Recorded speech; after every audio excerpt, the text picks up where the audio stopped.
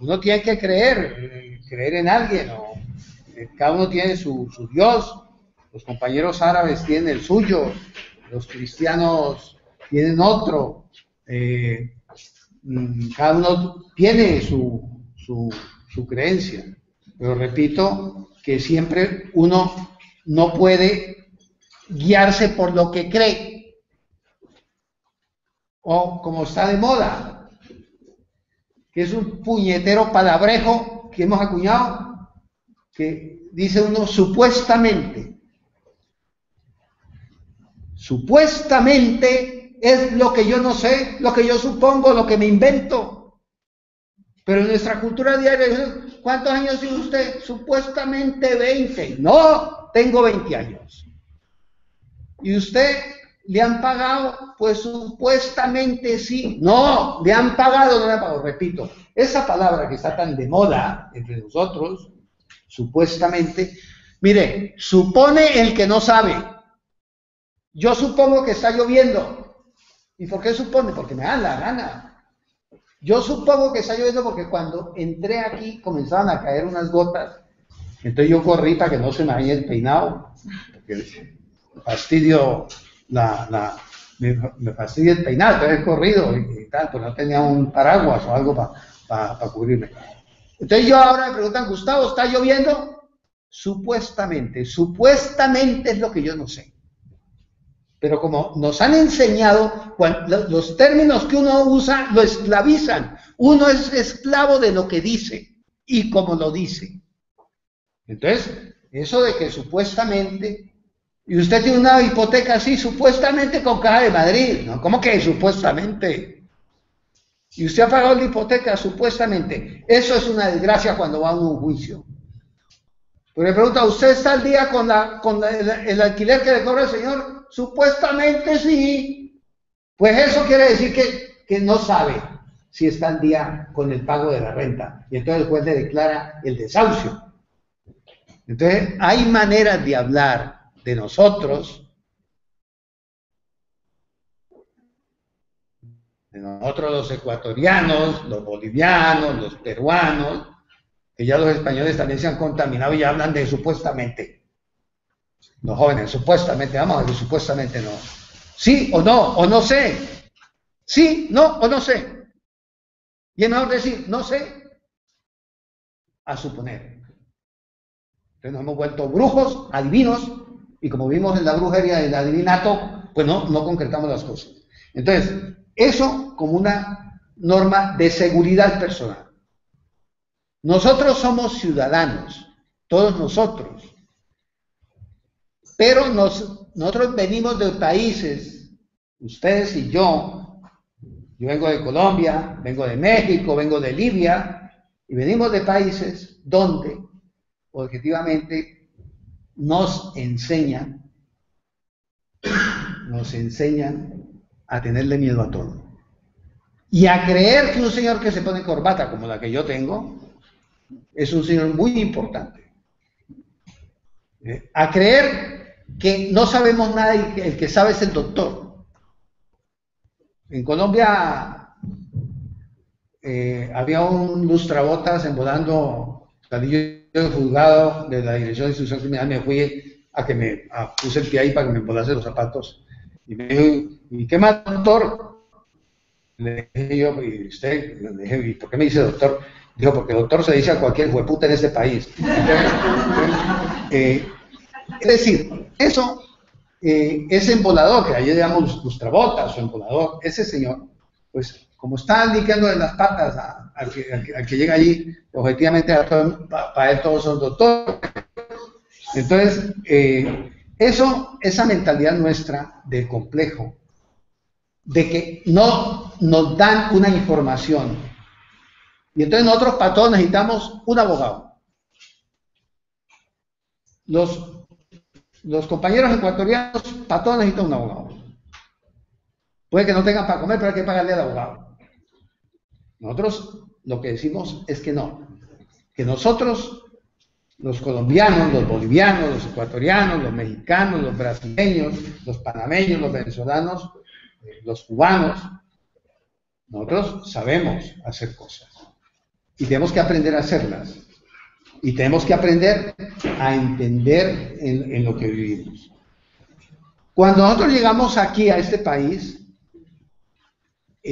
nos traen, yo recuerdo en el Putumayo que en la Plata Huila, cuando la abuela mía traía a los indígenas del Cauca para coger el café, contrataban la tribu y se iban las tribus con sus niños, toda la tribu a coger el café. Lo primero que hacía la abuela era tenerles donde dormir, les tenía maíz para que hicieran su chicha, todo, 2, 3 vacas que mataban en la recolección del café. Es decir, eso era un tema organizado.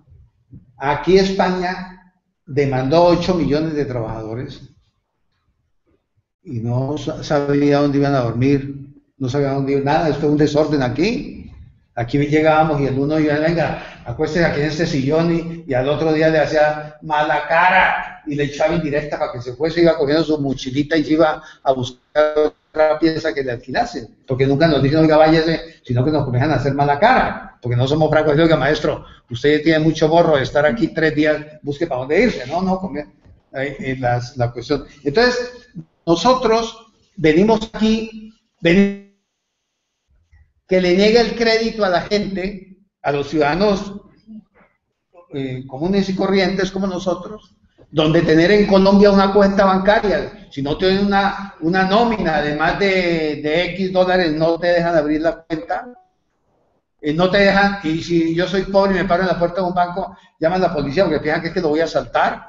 Entonces, hemos llegado aquí, y aquí descubrieron una cuestión fabulosa. Es que la llegada de inmigrantes era un negocio para los empleadores que iban a contar con una mano de trabajo muy barata, porque uno siempre hace comparación, hombre, allá me ganaba 600 euros, y aquí me voy a ganar 1.000 euros, o sea que voy a ganar más dinero. Por lo tanto, ese marco de diferencia nos lleva a que se aprovechan de nosotros para pagar menos por el trabajo, Cuando yo llegué a España hace 27 años, un camarero español ganaba el equivalente a 127.000 euros, perdón, a 1.170 euros. Ganaba un camarero en España, un camarero común y corriente, hace 27 años. Y cuando llegamos nosotros, aquí, pues, sobre todo los colombianos, no sabemos hacer nada de ustedes. No, yo soy buen camarero, yo lo sé, y todos camareros, todos jardineros, y aprendimos, porque somos recursivos, y aprendimos. ¿Pero qué? Cuando nosotros los salarios se han bajado, porque el mismo sistema abarata, y entonces, con menos fuerza de trabajo, pagando menos salarios, tienen mayor ganancia. Y segundo, pues los de las casas ven un negocio. Han venido un poco gente aquí, no tienen dónde vivir, los dueños de las casas les da miedo alquilarle a los extranjeros, entonces, pues vamos a hacer casas. Estos extranjeros no pueden comprar casa nueva, pero los españoles sí. Entonces, lanzan la construcción en masa de nueva vivienda, sobre todo el chalet, y las casas viejas nos las venden a nosotros. Las casas viejas, oscuras, que supuraba el agua por las paredes, y para vendernos le ponían una lámina de yeso para que al año veíamos que la lámina de yeso nos caía encima de las patas y pegábamos un salto.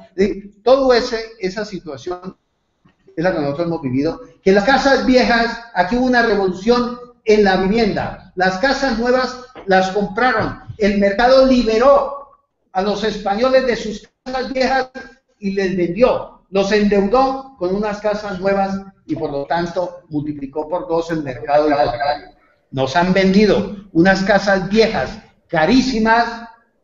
Es increíble que una casa aquí a 3 calles de la calle Concordia, hace 5 años, yo no creo, es imposible que alguien que lo mire desde aquí hoy crea que haya un ser humano, un compañero ecuatoriano, un compañero colombiano, un compañero boliviano, que haya comprado una casa a 2 calles de aquí por 240.000 euros. Eso es imposible, no se lo cree nadie. Hoy no se lo cree nadie. Pero en ese momento, ¿qué pasaba? En ese momento esa casa valía 240, 250.000. Incluso hay gente que compraba la casa por 250.000 y al día siguiente decían, oiga, se la compro por 270. Y hay gente que vendió su casa y tal, y compró otra y se quedó enhuesado con esa casa porque ya no lo pudo vender. Entonces, estamos en eso. Aquí ha habido un sobreendeudamiento. Pero eso es una política de aprisionamiento de la libertad de nosotros los inmigrantes, porque no somos libres. A partir, una persona, cuando debe más de lo que puede producir, es prisionera, pierde la libertad, pierde la voluntad. Cuando en la historia, cuando yo tenía, en la Edad Media, yo tenía un trabajador y le decía, no se preocupe que yo le doy la casa y le doy la comida, pero la casa y la comida valía más que el salario que yo le pagaba.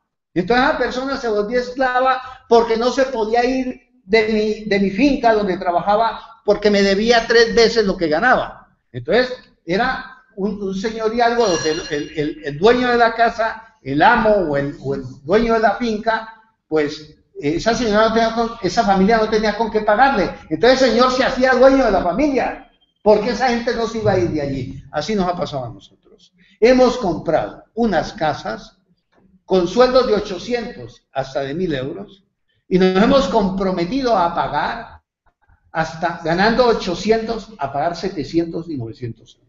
¿Por qué? Porque echamos horas extras a raudales y si el sueldo eran 900 nos ganamos 1.800. Entonces, cuando viene la debacle, pues no hay las horas extras, se acabó el trabajo y las casas, objetivamente, el sistema crea la crisis. El sistema inunda el mercado de casas para que las compremos caras. Y nos dice, el problema no es que es cara porque me dan el dinero que vale. Es decir, a mí me ofrecen una casa por 250.000 euros y resulta que es que el banco me ofrece 300. Y oiga, esa casa la vendo 250, joder, yo le doy 300 para que se compre un coche. Y otro que se iba a ir, una señora hace días que retornaba, pues me dijo, oiga, que me ha llegado esta carta que un banco me da, debía a todo el mundo, que el banco tal me da 3.000 euros de una tarjeta de crédito. Le dije, pues vaya, sáquenlos del cajero y llévelos para su país. Y se llevó de a 500 diarios, se llevó 3.000 euros, allá está comiendo con sus hijos en su país. Es decir, objetivamente, eso se llama una expropiación. Esa señora le estaba expropiando a ese banco un dinero que le ha robado a ella, a su marido y a sus hijos. Y decía que cuando salía, me escribió, cuando iba en el aeropuerto saliendo por aquí, ella sentía que la cogían de aquí para atrás, ¿no?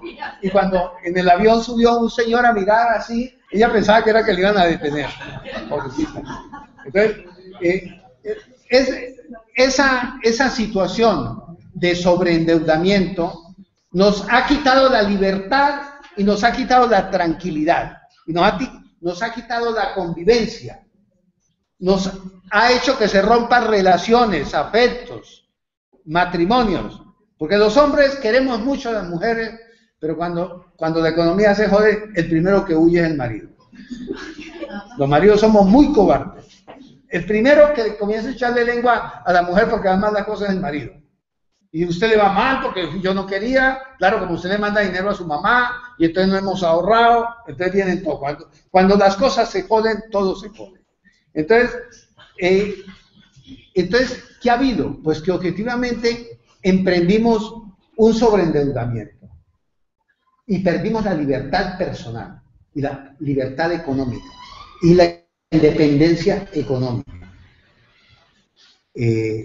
La gente no preguntaba cuánto me cuesta el crédito, no cuánto me dan.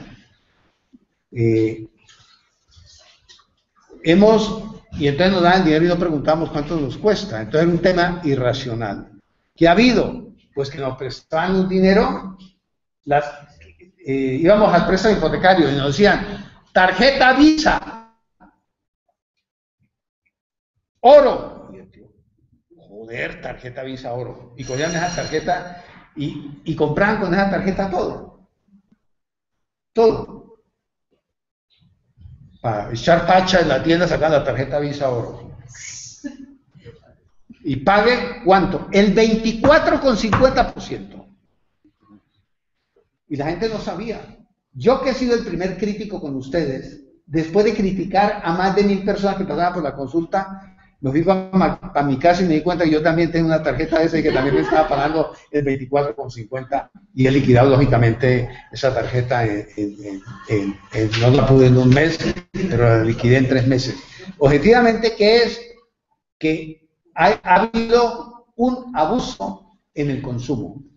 En el mercado, no nosotros, que el mercado nos ha inundado y nos ha metido por los ojos y nosotros no hemos tenido una responsabilidad porque el consumismo nos ciega, el consumismo nos quita la libertad. La publicidad del Banco Santander decía, por menos de lo que pague el alquiler, hágase con su casa. Esa era la publicidad del Banco Santander. Con menos de un alquiler, pague su casa. Esa era la publicidad del Banco Santander. Entonces yo de pringado estaba pagando 600 de alquiler, resulta que es que la hipoteca me costaba 500, y entonces los bancos que se inventaron, la hipoteca creciente, vamos a coger estos incautos, vengan para acá. El primer año pagan 300 al mes. Esto le va a subir por muy poco. O sea, que el primer año eran 350 y luego comenzaba cada año 2 puntos, 3 puntos la hipoteca. Entonces, luego, claro, hemos pasado de cuotas de 350 euros al mes a cuotas de 1000 y pico de euros mensuales que ya no pudo pagar. Nos metemos aquí y hacen negocios con nosotros de hipotecas y nos venden unas hipotecas al 4%, al 20%, pero España ya estaba en la Unión Europea. ¿Usted sabe cuándo los jueces españoles se dieron cuenta que estaban en Europa? Hace 2 años.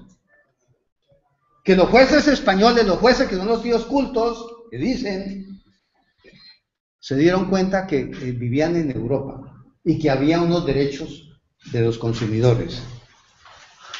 Porque el Tribunal de Justicia Europeo dictó una sentencia diciendo que la ley hipotecaria que se nos había aplicado a nosotros era ilegal, abusiva y lesionaba los derechos fundamentales de la persona. Lo dijo el Tribunal de Justicia Europeo. También en esos días salió otra sentencia donde hay un magistrado, un facha que se llama el señor Parot, la doctrina Parot, un juez que dijo que no, que toda la gente que tuviese la pena cumplida no podía salir a la calle si eran penas graves de terrorismo y violaciones, que no, hombre, ¿cómo van a salir? Hay que tenerlo más tiempo porque vamos a aplicar una tesis de que la pena se multiplica, que no hay redenciones, y entonces han tenido 6 años presos a gente que tenía que estar en libertad. También el Tribunal de Derechos Humanos dijo que España tenía presos ilegalmente a 7000 personas, que estaban presos ilegalmente. Entonces ha habido 2 sentencias de los tribunales europeos que han dicho a España, oiga, señores españoles, quítense la cera de los ojos, de las orejas y la miseria de los ojos, porque ustedes están en Europa y además de España hay un tribunal que ustedes tienen que acatar, que es el Tribunal Europeo. Estupendo, que dicen las normas de consumo, que cuando usted compra un producto, y eso no lo aplicaron a nosotros, nos tienen que informar de cuánto nos cuesta, no cuánto nos prestan, cuánto nos cuesta. Porque yo puedo prestar 200.000 para comprar una casa de 200.000, pero usted me tiene que pagar 400.000, entonces la casa, usted me presta 200.000 y en el fondo la casa me va a costar 400.000 porque es lo que me toca pagar por el préstamo de la casa. Entonces aquí ha habido una inflación en el crédito y nos han hecho pagar esas cantidades. Cuando no sabíamos que era el interés corriente. El interés corriente es el interés de mercado, que se cobra normalmente. Pero el interés hipotecario es el interés corriente, el interés de demora, y luego tenemos, ahora lo vamos a ver en unas horitas que vamos a trabajar, cómo hay un interés para las hipotecas. Hay un interés para los descubiertos en cuenta. Hay un interés para los préstamos al consumo. Y hay unos intereses que se llaman preferentes, que es para casos especiales de la banca. Entonces, nosotros como no sabíamos, y cuando decían, ¿y qué voy a pagar yo? El Euribor. Pues no sabíamos qué era el Euribor. Y hay todavía en Fuenlabrada me he encontrado yo 20 familias que han comprado en yenes. Joder, una persona leer, que apenas, a duras penas sabe leer, ¿cómo se le ocurre hacer una compra de una casa en yenes? Esa señora, no, es que bajaban y subían, le dije, ¿y usted ha mirado el yen cómo está? No, hace 7 años compró esa señora, ni sabe el yen si se ha ido, dónde está o dónde ha aparecido. Y el banco, pues calladito, el banco no dice nada. El banco le aplica, lógicamente, el interés del yen. Y esta persona, lo que hemos hecho ahora es buscar, ahora que está bajo el yen, hoy hemos buscado comunicarle al banco que pide la transformación de la divisa en euros para que la cuota desbaje, pues se permite hacer ese cambio. Repito, hay gente que compró en yenes, sí, y esa gente que compró en yenes ni sabía el yen quién era, pensaba que era un chaval. Entonces, ni sabía de una hipoteca en yenes, y pensaba que era una familia o un banco, yo no sé, pero no sabían. Entonces, la ignorancia ha sido atroz. Es decir, nos hemos metido en la deuda capital sin saber que era un interés corriente, que era un interés hipotecario, que era un interés al consumo, que era el diferencial. Cuando alguien le preguntaba, ¿y el diferencial qué es? El director del banco decía, no, es la diferencia. ¿Y qué interés voy a pagar? Pues el 4%, y de diferencial 2%. ¿Y el diferencial qué es? Pero porque el director no sabía, dijo, esa es la diferencia. Entonces la señora decía, el 4% más la diferencia 2, voy a pagar el 2%. No, el 4% más el 2 del diferencial, voy a pagar el 6%. Y luego cuando vamos a hacer el préstamo personal, nos dicen, le vamos a prestar al 11%. Y si usted pregunta, ¿y el TAE cuál es? Y entonces el tío le contesta, el 15,20. Y el préstamo, el interés real, es del 15%. No el nominal, sino el real, el del mercado, porque se le incrementan una serie de costes que se hacen calculando con la operación. Entonces, nosotros hemos comprado una hipoteca sin saber que era una hipoteca. Mire, de 100 personas que le hemos preguntado en esto quién es el dueño de la casa, 80 dicen que el dueño es el banco. Hay 80 que no saben que ellos son los dueños de la casa. Hay 80 que no saben que ellos podían vender la casa. Hay 80 que ni siquiera sabían que habían comprado una casa. Hay gente, el 50% no tiene la copia de la escritura de préstamo hipotecario. La gente nunca leyó la escritura del préstamo hipotecario. Como tal se la dieron al banco, pero y la metieron por ahí abajo de un mierdero de papeles y ahí está la escritura. Y cuando uno le dice, saquen la escritura, la sacan tal cual y les da miedo abrirla y se la llevan uno en medio del papelerío tan bárbaro. No tiene el préstamo hipotecario, no hemos controlado.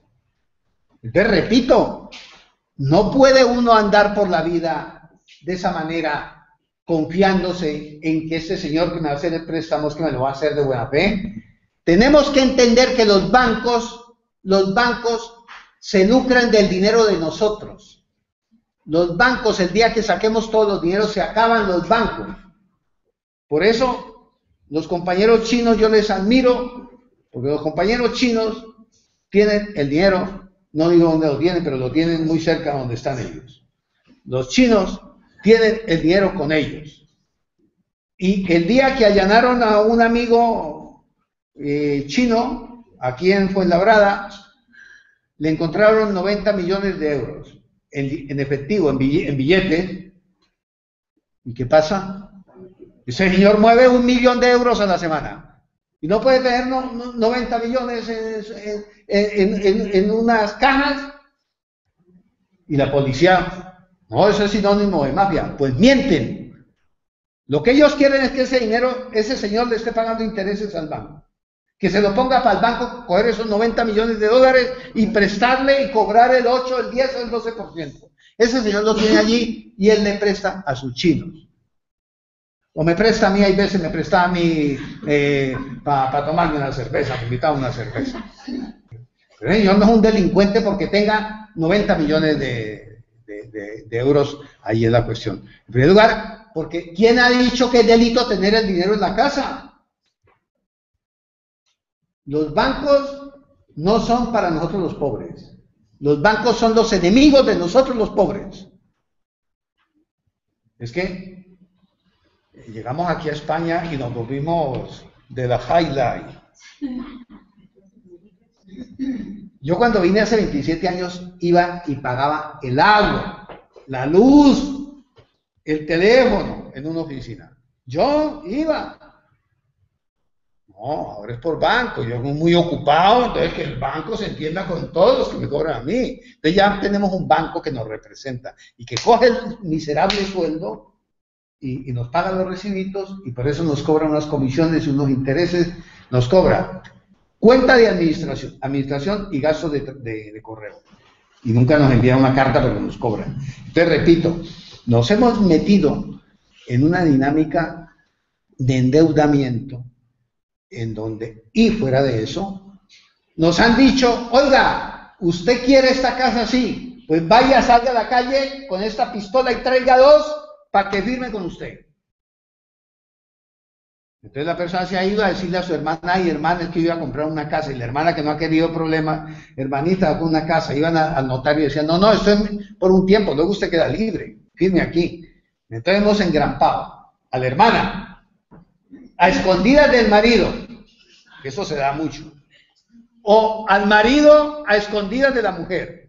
Si el marido era ligón y andaba por ahí, la otra, ay, venga, Rogelito, venga, mi amor, a firmar aquí. Y encontramos mucha mujer casada que el marido está embargado hoy porque una novia que tuvo de 2 días, mientras firmó la hipoteca, luego le dio una parada, pues que está engrampado con una hipoteca que no paga.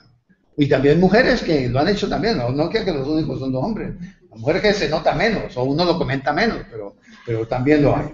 Entonces, repito, nos han encadenado. Hay madres que han engrampado a sus hijos, les han puesto la cadena al cuello también a sus hijos, porque el banco decía, no, pero es que claro, a 40 años no lo puedo dar porque usted tiene 45 años. Y ese mozalbete que está ya jugando con la, bueno, no había entonces de esa cosa, pero estaba, ese que está ya sobándose la pierna, ese, ¿cuántos años tiene? Ese tiene 18. ¿Y qué hace? Estudia. No, ese también firma. Porque ese le podemos colocar, le quedan 60 años de vida, porque le podemos colocar una hipoteca a 50 años. Y el tonto, pues, la mamá le decía y regañaba y firmaba. Hemos metido a los hijos, a las hijas. Por eso las hijas de nosotros, cuando le consiguen un novio, lo primero le pregunta el novio, le tiene que preguntar al novio a la chica, oiga, ¿usted es avalista de alguna hipoteca o de algo? Porque es que si no, hoy en día uno tiene que mirar dónde se mete. Y ustedes también, las compañeras, cuando decidan cambiar de marido, también pregunten al nuevo novio, ¿no? También pregunte al nuevo novio, bueno, ¿y usted cómo está de cuestiones hipotecarias? Y hay que pedir un registro de la propiedad para saber ese hombre cómo está, si tiene mucha hipoteca. En Estados Unidos hasta le mandamos a hacer una prueba genética para ver si sus hijos van a salir tonticos. Entonces dijimos, quieto ahí, más bien no tengamos hijos porque para tener tal. Entonces en Estados Unidos uno se casa con prueba de sangre y todo. Y con informe económico, entre otras cosas. No para acreditar que tiene dinero, sino para acreditar que no tiene deudas. Entonces, nosotros en ese terreno hemos tenido un sobreendeudamiento. ¿Se han valido de qué? De la necesidad. Porque cuando uno llama por teléfono para buscar una casa, por el acento extranjero, dicen que todas las casas están ocupadas. Yo estuve buscando casa hace 3 años y llamaba yo por teléfono, oiga, un apartamento, esta casa, ay señor, ya está alquilada. Y llamaba a mi hija enseguida y decía, no, es muy preciosa la casa, venga usted y la ve. O sea, nosotros, por el racismo que hay, basta por el acento de nuestra voz, inmediatamente todas las casas están ocupadas. Por eso la gente que tiene una casa hipotecada, dice, y está pagando 500 euros, dice, no, yo la voy a entregar. Digo, ¿y dónde va a conseguir usted una casa alquilada por 500 euros? Es decir, objetivamente es una situación bastante comprometida. Segundo, cuando no hay recursos para pagar esa hipoteca, lo primero que hace el sistema es meternos el miedo. Lo primero que hace la crisis es el pavor, el miedo, el terrorismo económico. Esta crisis es el terrorismo económico contra los pobres. Todos los días están diciendo que hay crisis. Y nos están metiendo el miedo en el cuerpo para que aceptemos trabajar más horas por menos salario. Para que aceptemos que nos rebajen el sueldo. ¿Quién iba a pensar en España que un día a uno le iban a rebajar el sueldo 100, 200 y 300 euros? Eso no, era una cosa que no entraba en la cabeza de nadie. Que a uno un día el jefe, porque le da la gana, le quite 150 y 200 euros. Y que le pueda decir usted, en lugar de 4 horas, de 8 horas, como este trabajo lo puede hacer en 4 horas, lo voy a pagar 4 horas. Y en 4 horas me tiene que dar el trabajo. En las mujeres que limpian los juzgados de Plaza de Castilla, había por cada 3 juzgados 2 empleadas, y ahora por cada 3 juzgados hay una. ¿Y quién iba a pensar que eso iba a pasar? Pues objetivamente está pasando y ha pasado. Y en ese marco de situación de indefensión, ¿qué pasa? Pues que también nos dice que, y lo dicen los compañeros de izquierda y de derecha, que es que hemos sido irresponsables. Es decir, fuera de eso, de que nos han robado, hemos pagado intereses, hemos pagado, aparecen ahora los señores que mandan. No, hombre, es que han sido irresponsables porque ¿cómo se han metido con una deuda? Sí, nos hemos metido con una deuda porque necesitamos una casa donde vivir. Y no era posible un alquiler. Entonces, lo más fácil era meternos en una deuda hipotecaria y no hemos metido. Tercero, que es que en España hoy en día, ¿para qué tienen casa? Al alquiler. Porque este sistema quiere que nosotros no tengamos nada. Nada. Ni casa, ni mujer, porque ¿para qué mujer si es que usted se toca ir a un sitio y tiene que pensar en la mujer? ¿Y para qué perro si es que ese puñetero perro hay que sacarlo a mirar todos los días y usted está perdiendo tiempo? Y bueno, hasta razón tiene, ¿no? El perro, es mejor que tengan un gato que él mismo escarba la mierda en una arena y no hay que sacarlo a pasear. Entonces, es decir, nos dicen que no podemos tener casa.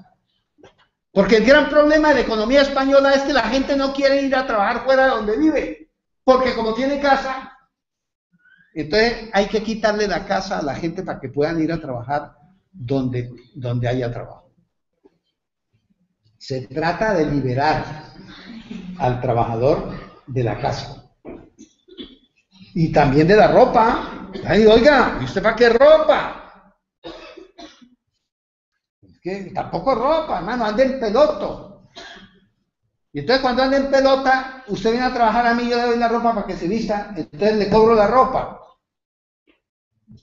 Es decir, hoy nosotros los pobres en ese sistema, en esto que hay ahora, nos niegan ese derecho a tener esas cuestiones. Entonces, esto lo que ha planteado es una rebelión del mundo jurídico internacional contra la tiranía financiera del Reino de España. Este país, que es una isla a la democracia internacional. Este país donde no se aplica la legalidad, donde no se cumplen los derechos humanos. Lo ha dicho el Tribunal de Justicia Europeo, que aquí no se cumple la ley que protege al consumidor. Y el señor Rajoy ha sacado una ley que legaliza el robo. Y eso nadie lo ha comentado, yo no lo escucho en la SER ni en ningún sitio. Una ley, la ley 1 del 2003, que dice el señor Rajoy, a raíz de la sentencia del tribunal que le dio un varapalo a este sistema, él salió a salvar.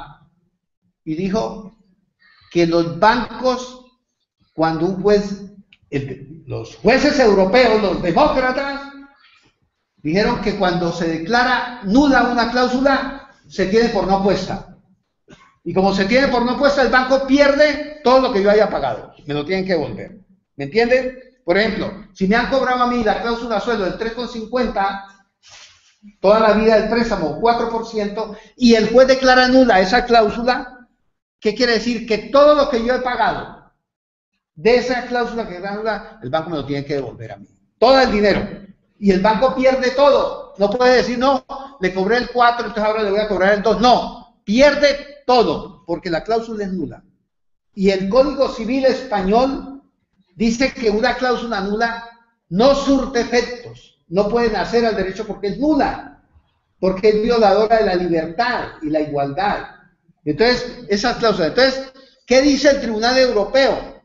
El Tribunal Europeo dice, esa cláusula es nula, y usted, señor, si le ha cobrado 30.000 de más, devuélvalo. Y la banca dice, ¿cómo así? Fuera de que usted no me ha pagado una hipoteca, ahora me toca. Sí, señor. Porque el acto delictivo civil se paga entregando lo robado. Y como usted, banco, ha robado abusivamente a esta persona, usted reintegra todo el dinero. Dice el Tribunal Europeo que los tribunales no son tasadores. El juez, cuando yo demando una cláusula, el juez no puede decir, no, en lugar del 12% que es abusivo, yo le pongo el 4%. No, el juez dice, como le han cobrado el 12% que es abusivo, el banco ha perdido todo lo que ha cobrado abusivamente y lo tiene que reintegrar. España, que ha dictado una ley, España, después de la sentencia, le hizo, España es un delincuente a la legalidad internacional. Este señor, este gobierno ha dictado una ley aprobada en el Congreso que legaliza el robo y trata de cortar la sentencia, la decisión del Tribunal Internacional, diciendo que el banco no está obligado a devolver para atrás, sino que a partir de que el juez diga que la cláusula es nula, de ahí para arriba no puede cobrar. Y legaliza el robo de lo anterior. Eso es una ley. Y aquí nadie dice nada en este país. Lo decimos nosotros. Pero yo no veo la gente que... O sea que... Entonces ha habido... Es decir, para hacer oposición a este sistema hay sus propias leyes. ¿Qué pasa? Los jueces españoles, los compañeros demócratas, le han hecho mamola al régimen español. Le han dicho que no acatan la ley española. Y los jueces están aplicando la normativa europea y no aplican la ley española porque entre una ley internacional, una ley europea y la norma interna es de mayor rango la norma internacional y aplica la norma internacional. Los jueces españoles hoy en Getafe, en Parla y en Madrid dicen que una cláusula nula es nula y el banco ha perdido todo lo que ha cobrado, por eso lo tiene que reintegrar. Y dice los jueces y el Tribunal Europeo, el Tribunal de Justicia Europeo, que los jueces no son árbitros para decir, no, en lugar del 4 lo voy a cobrar el 3. El juez no es un árbitro.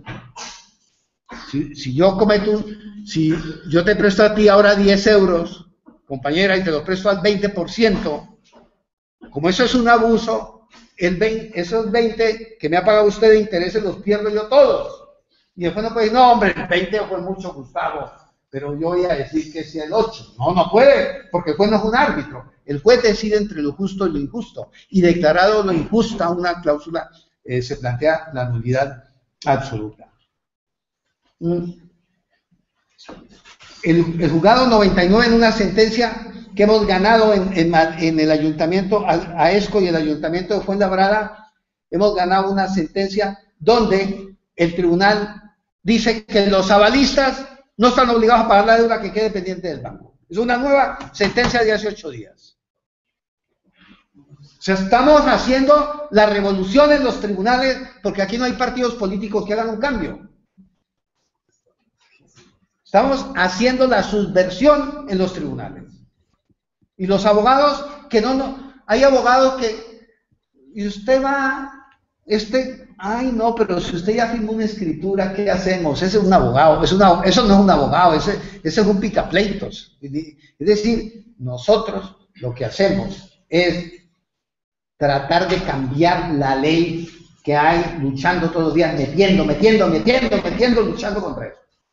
Y hemos logrado hoy en día en los tribunales. Y alguien dice, entonces se arregló el problema porque ya un juez dijo, no, el juez dijo que José Pérez no está obligado a pagar el dinero que le avaló, porque José Pérez, cuando tú me llamas, yo te pongo de ejemplo, tú me llamas y dices, Gustavo, voy a comprarme un caballo en el hipódromo, vamos a comprarnos la yegua, una yegua que corre mucho, que está muy buena para correr, se llama Perlita, una yegua jovencilla que se llama Pollina. Entonces tú me dices, Gustavo, el Banco Santander me va a prestar esa yegua de $1 millón de dólares.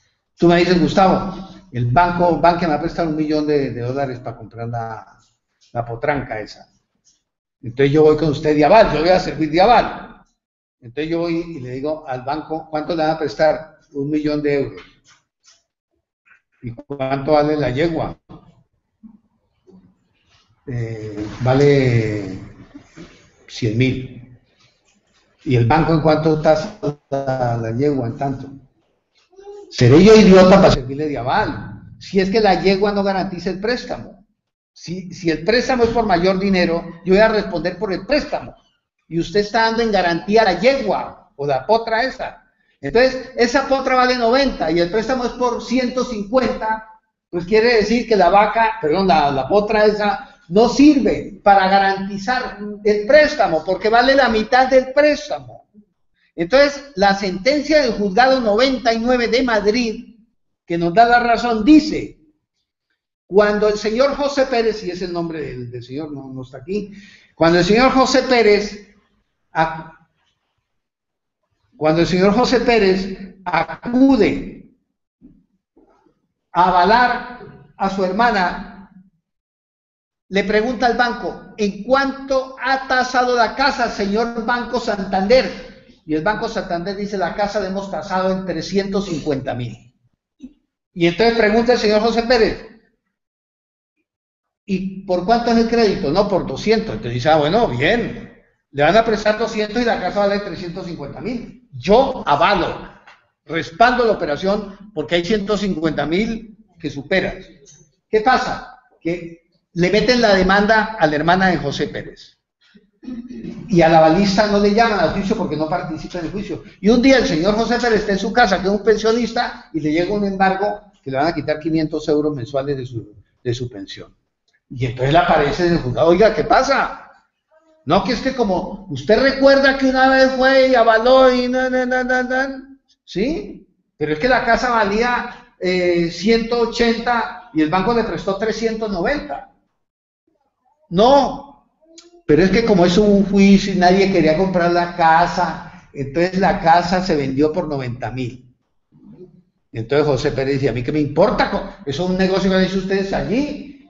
Yo avalé un préstamo donde la casa valía 150 y la casa valía 370 y el préstamo eran 220. Por lo tanto, no hay. El juez nos da la razón y dice que sí, señor, no surte efectos contra una persona que no ha participado en el pleito una circunstancia de venta, de teje y maneje de cuentas y tal. Y dice que los avalistas en ese caso no responden por el sobrevalor del bien. Entonces, esos son elementos que manejamos nosotros. Ahora, claro, alguien dice, bueno, pues para eso tenemos los abogados. Pues no. Porque los abogados estamos metidos en un fregado por culpa de la falta de conocimiento y la falta de interés en aprender las cosas.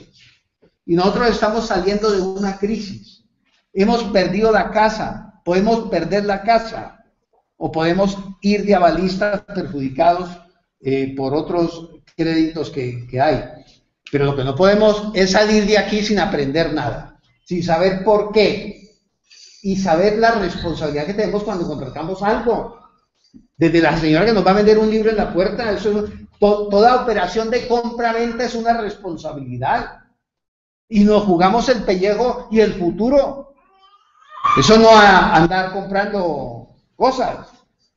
Ayer fue una señora a decir que se le da una ayuda en Fuenlabrada, a decir que necesitaba un crédito de 1.000 euros para comprarse un ordenador para ella y otro para su hijo. Le dije, pues como están las cosas, seguramente vaya usted a la biblioteca, señora, que hay ordenadores, porque efectivamente una persona que gana 426 euros que le da de ayuda, pues no puede comprar ese ordenador. Vaya a la biblioteca, y ahí lógicamente que no navegará a la medianoche, o la biblioteca se cierra a las 9. Pero repito, que hay que tener un poco de responsabilidad. cantidad. Entonces nosotros, este tema nos lleva a que nosotros tenemos que entender que es el problema en que estamos, pero segundo, que hemos tenido un problema. Los directores de los bancos, nosotros hacemos las cartas de reclamación previa en AESCO, alegamos que el Euribor, alegamos que el diferencial, alegamos que hay un abuso porque el Banco de España en tal fecha, y resulta que es que cuando el director llama a la persona y dice, bueno, ¿y usted qué es lo que quiere? ¿Usted qué es lo que alega? Pues yo no sé lo que diga el abogado. Pues no, porque la persona que está allí es la persona que tiene que asumir. Entonces, lo que nosotros entendemos es que primero tenemos que aprender que los bancos no son hermanas de la caridad, que los bancos están para robarnos el dinero, para quitarnos parte del dinero, y cuanto más nos quiten, mejor para ellos. Cuando uno va a un banco, mire, cuando uno va al banco y dice, no puedo pagar la hipoteca, enseguida el director mira a esa persona y dice, esta persona va a salir de aquí con otro contrato. Y entonces se ha inventado la banca el préstamo alivio. Usted lleva 6 meses sin pagar, vamos a hacerle un préstamo alivio.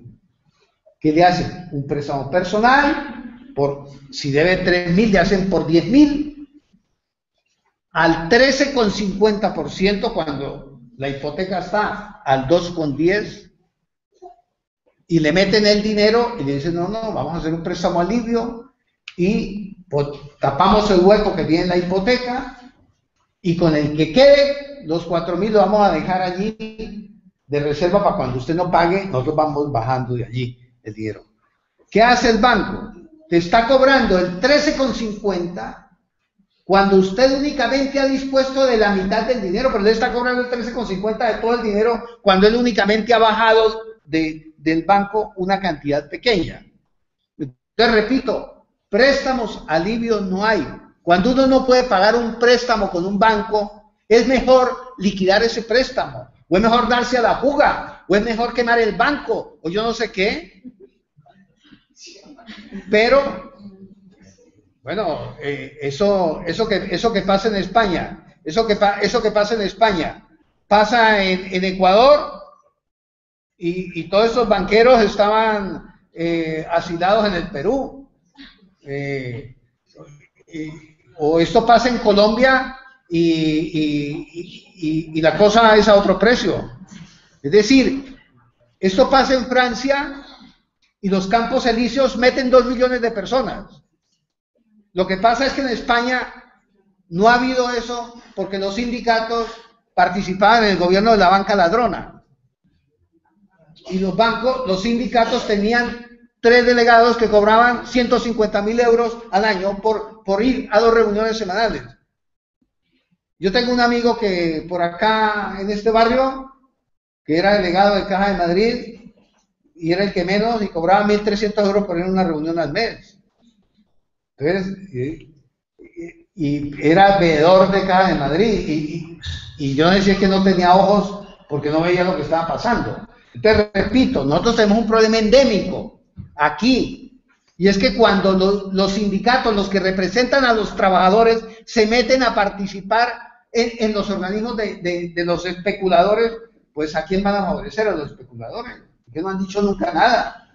Entonces, nosotros que estamos aquí, tenemos que aprender de aquí para nuestro país, porque Ecuador, Colombia, Perú, Bolivia están viviendo la misma situación que vivimos aquí hace 7 años.